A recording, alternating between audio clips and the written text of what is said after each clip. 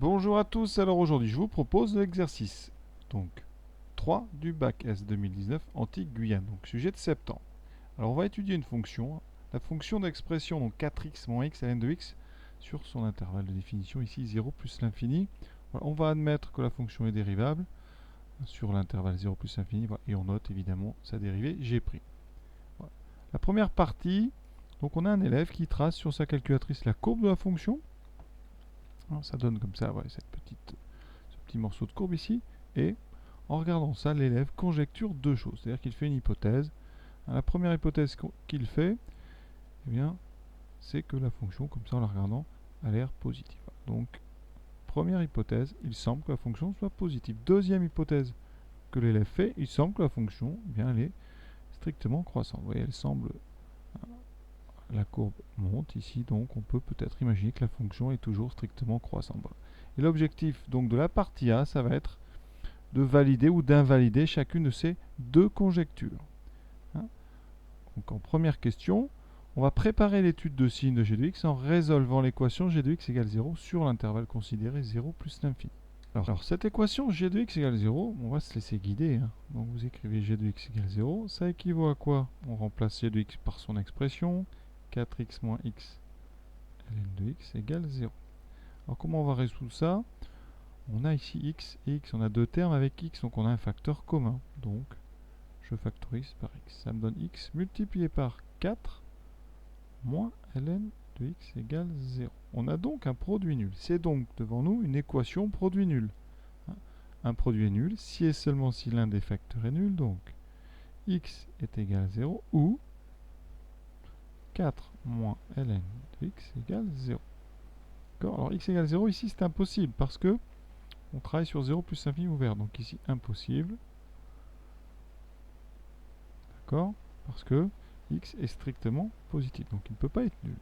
On va donc résoudre 4 moins ln de x égale 0. Alors 4 moins ln de x égale 0. Je vais le résoudre tranquillement. Je vais laisser le ln à gauche. Ça fait moins ln égale 4. On divise tout par moins 1. Ou on multiplie par moins 1. Ça revient au même ici. Ça fait ln de x égale 4. On passe à l'exponentielle. Ça fait donc x égale exponentielle 4. Donc l'équation g de x égale 0 a une solution unique. C'est E4. D'accord? Donc je vais le noter là-haut, S égale E4. Deuxième question, déterminer le signe de g de x sur 0 plus l'infini. Alors, pour déterminer un signe, on va faire un tableau de signes. Alors g de x, on l'a factorisé tout à l'heure, c'est x fois 4 moins ln de x. Le signe de x, on sait, hein, x est strictement positif sur l'intervalle, donc on est sur 0 plus l'infini.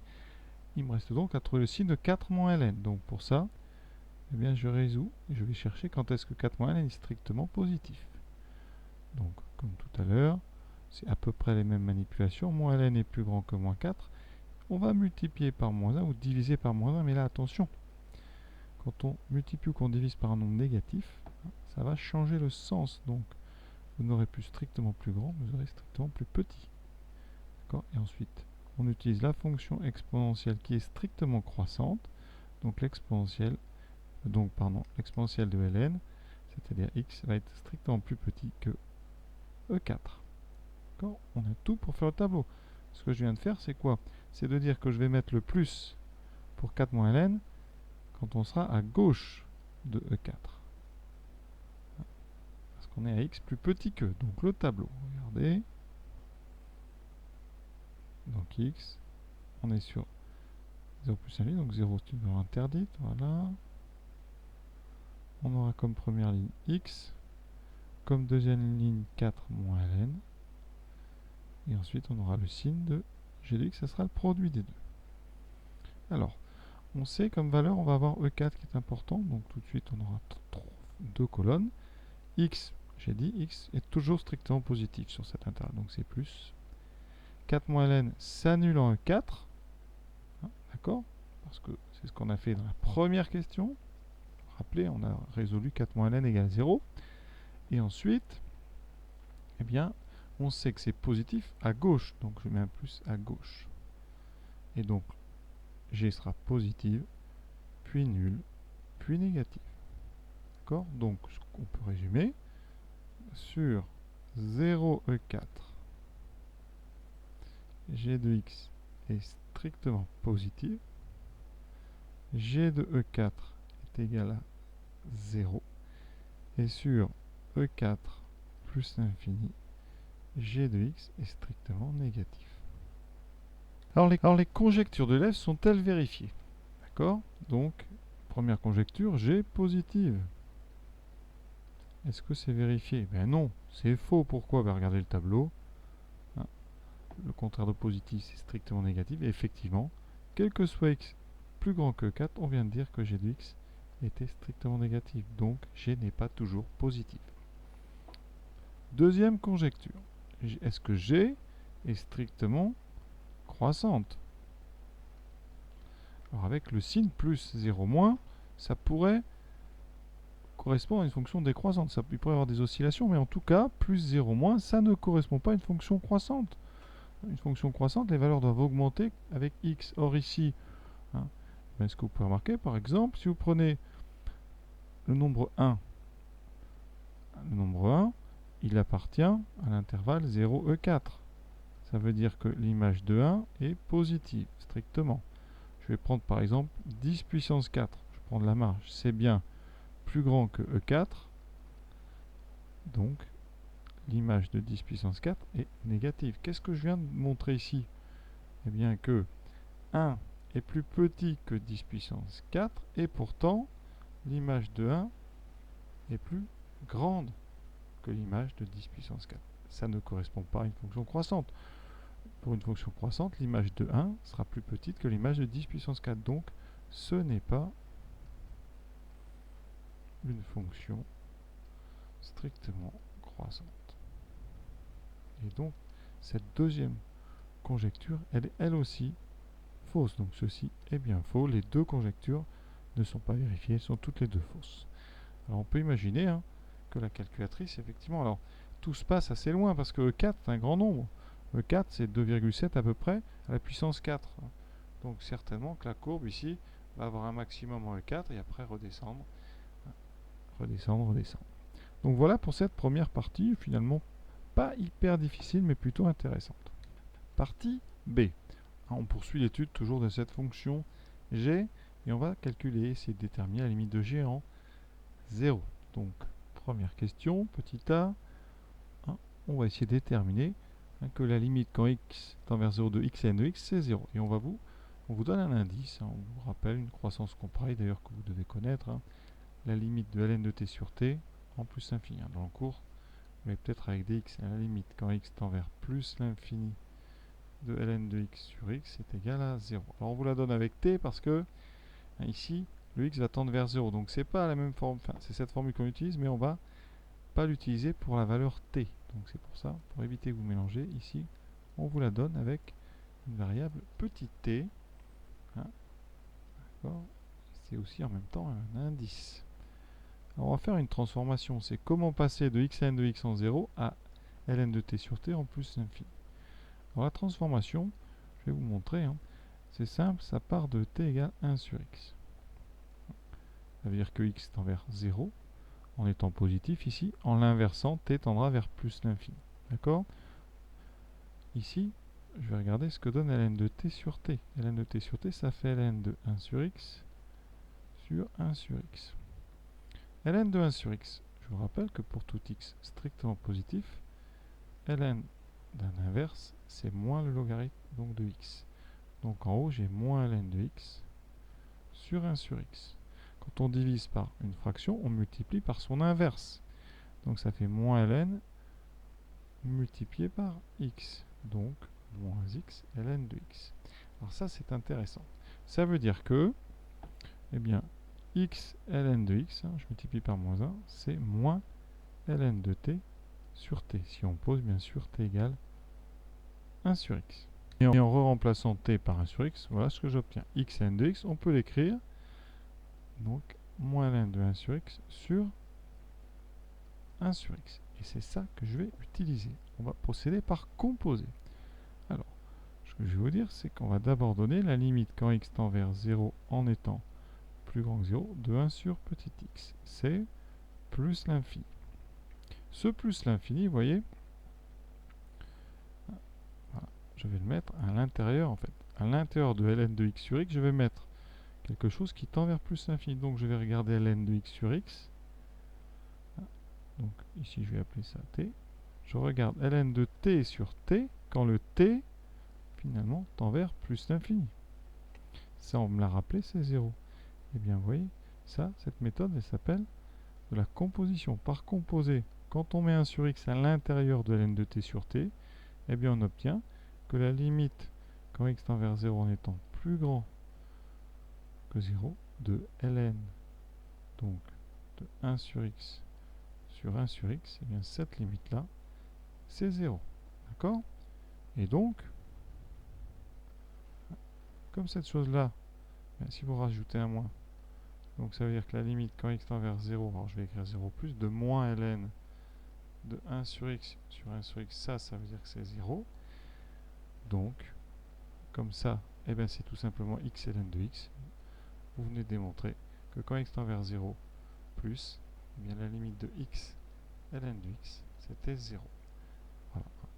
Donc tout est dans la transformation ici de x ln de x en moins ln de 1 sur x sur 1 sur x. Personnellement, moi, j'aurais donné la transformation. En tout cas, ça aurait quand même un petit peu simplifié la chose, que c'est pas évident les composer. Hein. On aurait pu vous donner ça, vous l'auriez transformé. Hein. En haut, ln de 1 sur x, vous devez savoir que c'est moins ln de x. D'accord. Donc les deux moins s'annulent. J'ai donc ln de x divisé par 1 sur x qui revient à ln de x multiplié par l'inverse, c'est-à-dire x sur 1, et donc on revient à x ln de x. Ça aurait pu être un indice pour vous aider à trouver eh bien, cette forme hein, ici qui permet de faire de la composition tranquillement hein, avec ces petites encadrés jaunes que j'ai mis.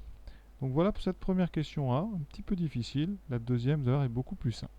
Avec ça, on va pouvoir trouver la limite de g de x. Alors, g de x, c'est une soustraction.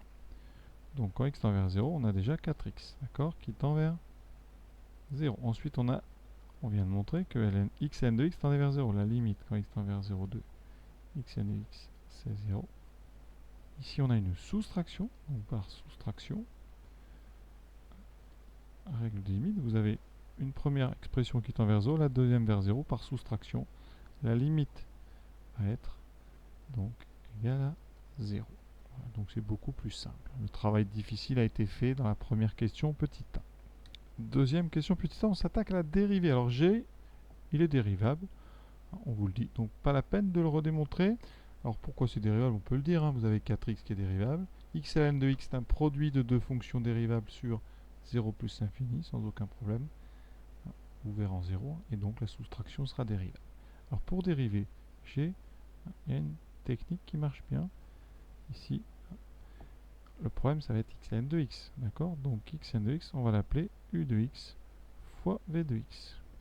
D'accord? Avec u de x qui vaut donc x, et v de x qui vaut ln de x. Hein, et on met des parenthèses.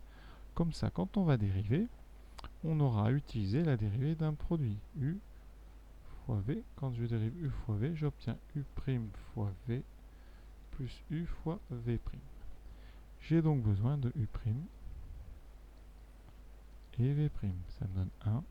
Et la dérivée de ln de x, rappelez-vous, c'est 1 sur x. D'accord? G', ça sera donc la dérivée de 4x, donc 4, moins, j'applique la formule, u' fois v, plus u fois v'. Avec notre petite notation ici, vous avez cette diagonale-là, plus celle-ci. Une fois ln, dans les parenthèses, j'ai une fois ln de x, plus x fois 1 sur x. Alors, ça me donne 4, moins donc ln de x, plus, alors on a x fois 1 sur x. Ça fait x sur x, et les x se simplifient. Et quand on simplifie, il reste un 1. Donc dans les parenthèses, il me reste ln de x plus 1. Et quand j'enlève les parenthèses, là on a fini. Ça fait L moins ln moins 1, d'accord? Le moins est distribué. Ça fait 4 moins 1, 3. J'ai 3 moins ln de x. Et c'est exactement ce qu'on me demandait, donc CQFD, ce qu'il fallait démontrer. Maintenant, on nous demande de dresser le tableau de variation de la fonction g. Alors, je vais avoir besoin du signe de g'. Donc, je vais résoudre 3 moins ln de x strictement positif. Ça me donne donc moins ln plus grand que moins 3. Je multiplie par moins 1, ou je divise par moins 1, ce qui revient au même. Attention, quand on multiplie ou qu'on divise par un nombre négatif, le sens de l'inégalité change, donc ça devient inférieur strictement. Ensuite, on utilise l'exponentiel qui est strictement croissant. Donc, ça veut dire que x va être plus petit qu'exponentiel au cube. Autre chose qu'on doit résoudre, on ne le fait jamais, on fait comme si c'était sous-entendu, mais on devrait chercher quand est-ce que ça fait 0. Et avec les mêmes manipulations, vous allez tomber sur x égale E3. Vous avez tout pour remplir le tableau. D'accord? On est donc sur 0 plus infini. 0 est une valeur interdite. Voilà. Ensuite, donc on a 0 plus l'infini. E3, ça va être une valeur importante. G' s'annule donc en E3. Et d'après ce que j'ai fait, c'est positif, donc positif à gauche encore une fois. Donc plus petit, donc je mets un plus à gauche de E3. Et un moins, forcément. Donc c'est strictement négatif après. Donc on met un moins directement. Et donc G est une fonction qui va être strictement croissante, puis strictement décroissante. Alors une chose qu'on a vue, c'est la limite ici, on peut l'inscrire. En plus l'infini, ce n'est pas demandé. On ne demande pas la limite en plus infini. Ensuite, ce qu'on peut dire, c'est qu'en E3, alors on peut le calculer, G de E3, ça fait donc 4 fois E3, moins E3, multiplié par ln de E3. Alors ln de E3, ça on le sait, ça fait, alors on a ln et E d'affilée ici, donc par composition, ils vont s'annuler, les effets se neutralisent, il reste donc moins E3 fois 3 et 4. E3 moins 3E3, ça fait E3. Donc l'image de E3, c'est E3. Ça c'est étonnant, mais ça arrive. Et pour revenir à la conjecture du départ, vous voyez bien que cette fonction, elle n'est pas strictement croissante. À partir de E3, elle est strictement décroissante. Alors maintenant, on va attaquer la question 3 et des primitives. En tout cas, une primitive. Ici, on désigne par g une fonction définie sur 0 plus infini et on vous donne son expression. Et on doit démontrer que la fonction g est une primitive de petit g, cette fonction qu'on a étudiée à l'instant. Voilà. Alors pour montrer qu'une fonction g est une primitive d'une autre, eh bien, il faut tout simplement montrer que eh bien, g' de x c'est bien égal à g de x, quel que soit x plus grand que 0. Donc on va devoir dériver g. C'est pour ça qu'on vous dit que g est dérivable, parce qu'on en a besoin. Ça nous évitera de le démontrer. Après, g, c'est assez simple, c'est un produit de deux fonctions dérivables, donc pas de souci sur 0 plus infini. Et on va s'attaquer donc à la dérivée. Regarde, g, c'est donc 1 quart de x2, que je vais appeler u de x, fois 9 moins 2ln, que j'appellerai v de x, d'accord? Ça veut dire que g se présente sous forme d'un produit. Donc je vais le dériver comme un produit. Alors, j'ai besoin, donc, comme tout à l'heure, de u'. C'est donc 1 quart fois la dérivée de x2 qui est 2x. On simplifie par 2. Il me reste donc 1 demi de x. Ensuite, je dérive 9 moins 2 ln de x. Donc le 9 fera 0. Il me reste moins 2 fois la dérivée de ln qui est 1 sur x. Donc moins 2 sur x. Et je n'ai plus qu'à utiliser donc la dérivée d'un produit. J'aurai le produit, donc première diagonale, deuxième diagonale. Donc ça me donne eh bien, g' qui vaudra donc u', 1 demi de x fois 9 moins 2 ln de x plus u, donc 1 quart de x2 multiplié par moins 2 sur x. Ça va donner quoi? Donc g', ça tout ce qu'on fait, évidemment à chaque fois on devrait l'écrire, mais bon. Ça c'est quel que soit x strictement positif. G', c'est donc 1 demi de x fois 9, donc ça fait 9 demi de x. Moins, donc 2 ln de x fois x, donc on va écrire plutôt le x avant, donc 2x ln de x sur 2. Les deux vont se simplifier. Et ensuite, donc là on a un moins, donc ça fera moins 1 quart de, donc alors en haut on aura 2x2 sur x. Alors 2x2 sur x, alors déjà le 2 et le 4 on peut simplifier par 2. Ensuite vous avez x2 sur x qui est en fait x fois x sur x, et en simplifiant par x, il restera x tout seul. Donc g', c'est donc 9 demi de x moins x ln de x moins, donc ici on simplifie, il me reste un x tout seul et un 2, donc il me reste 1 demi de x, d'accord. 9 demi de x moins 1 demi de x, ça fait 8 demi de x, et 8 demi, on simplifie par 2, ça fait 4x moins x ln de x, et ça vous reconnaissez petit g de x. Donc on fait notre petite conclusion, donc quel que soit x strictement positif, g' de x égale petit g de x, et donc ça veut dire que grand G est une primitive de petit g sur l'intervalle considéré 0 plus l'infini. Maintenant on arrive à la question, donc la dernière, un petit peu difficile quand même, parce que on sait pas trop quoi faire. Alors on vous dit quoi? L'affirmation suivante est-elle vraie? Il n'existe aucun réel alpha strictement supérieur à 1 tel que l'intégrale de 1 alpha de g de x dx est égale à 0. Alors si on voit pas trop quoi faire, une chose qui est faisable, qui peut rapporter des points, c'est de calculer cette intégrale. Alors l'intégrale de 1 à alpha de petit g de x dx, c'est donc la valeur d'une primitive, donc on en a une, c'est grand G. On l'a montré juste avant. La valeur, donc ici, entre alpha et 1. Je remplace par alpha, ça fait g de alpha qu'on ne connaît pas, qui n'existe peut-être même pas, hein, moins ici, g de 1. Nous on veut, hein, on cherche un alpha plus grand que 1 strictement, tel que ça, mais ça donne maintenant 0. Donc qu'est-ce qu'on veut? Alors on va calculer g de 1. Alors g de 1, ça fait donc, je remplace x par 1, 1 quart fois 1, multiplié par 9 moins 2 ln de 1. Et si vous vous rappelez, ln de 1, ça vaut 0. Donc il me reste 1 quart fois 9. Et donc 9 quarts. Ça veut dire que mon intégrale, elle vaut g de alpha moins 9 quarts. Donc, qu'est-ce qu'on fait de ça? Je vous rappelle, la question c'est, est-ce qu'il existe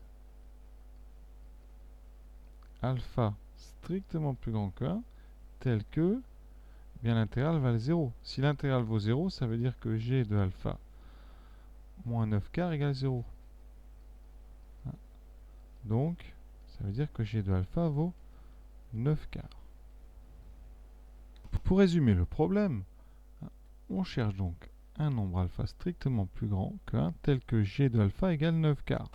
On sait déjà que g de 1, c'est 9 quarts. Hein. Mais 1, ça ne nous intéresse pas, parce qu'on veut un nombre strictement plus grand que 1. Donc, pour en trouver un deuxième, eh bien, on va penser au TVI. Et pour faire un TVI, ou en tout cas un corollaire du TVI, ça serait bien d'avoir les variations de G. Alors, est-ce qu'on peut trouver les variations de G? Eh bien oui, parce qu'on sait que G est dérivable et que grand G', c'est petit g de x. Donc, eh bien, le signe de la dérivée de G, c'est le signe de G de x. Et le signe de G de x, vous le connaissez. On l'a fait au début du sujet en partie A. Ce signe, je vais vous le rappeler, hein, ça dépendait de E4. Et on avait dit que G s'annulait en E4 et qu'il était plus 0 moins. Donc ça, c'est aussi le signe de la dérivée de grand G. Donc grand G est une fonction qui est croissante jusqu'à E4, puis décroissant. Et on va calculer. Donc maintenant, regardons ce qui se passe sur donc 1 plus l'infini. Alors, on a dit, je vais faire un petit tableau. Hein. On a donc 1, E4, plus l'infini. Et grand G va donc partir de 9 quarts, être strictement croissant jusqu'à E4, et descendre. D'accord? Donc, ce qu'on peut déjà déduire, c'est qu'il va falloir ici trouver la limite de en plus l'infini. Donc qu'est-ce qui se passe en plus l'infini? Il y a du travail, vous voyez? En plus l'infini. Je donne la limite de 1 sur 4x2. Parce que j'ai de x, j'ai la formule qui est écrite encore en haut, d'accord? 1 sur 4x2, c'est plus l'infini. Ensuite, j'ai 9 moins 2 ln. Alors, ln, ça va vers plus l'infini. Moins 2 ln vers moins l'infini, vous rajoutez 9, ça fait moins l'infini. Et donc, par produit, la limite de grand G, quand x tend vers plus l'infini, c'est donc moins l'infini. Voilà. Et ça va être très important. Que si vous avez bien compris, on part de 9 quarts ici, on monte. Donc ici, on est sur une valeur plus grande que 9 quarts. Et donc ici, sur cette flèche-là, on est parti d'un nombre plus grand que 9 quarts, on arrive à moins l'infini. Donc vous avez un autre endroit ici où vous allez atteindre 9 quarts. Et donc on va faire un TVI sur l'intervalle E4 plus l'infini. Et c'est ça l'astuce. Donc la question elle est difficile. Sur E4 plus l'infini, qu'est-ce que je sais? Je sais que G est continue parce qu'elle est dérivable. Ensuite, je sais que G est strictement décroissante. Je viens de le montrer. Je sais que G de E4 est strictement plus grand que 9 quarts. Je ne l'ai même pas calculé, mais on le sait, après la flèche ici qui est une stricte croissante. Et ensuite, la limite de G en plus l'infini, c'est moins l'infini. D'accord? Ces choses-là permettent d'appliquer le corollaire. Donc, d'après le corollaire du TVI que vous avez au programme de terminal, alors on peut raccourcir en disant TVI, mais ça, c'est le corollaire. Eh bien, qu'est-ce qu'on sait? Toutes les valeurs entre G de E4 et moins l'infini vont être atteintes. D'accord? Or, comme 9 quarts, alors, donc comme 9 quarts, on va le mettre comme ça, appartient à moins l'infini,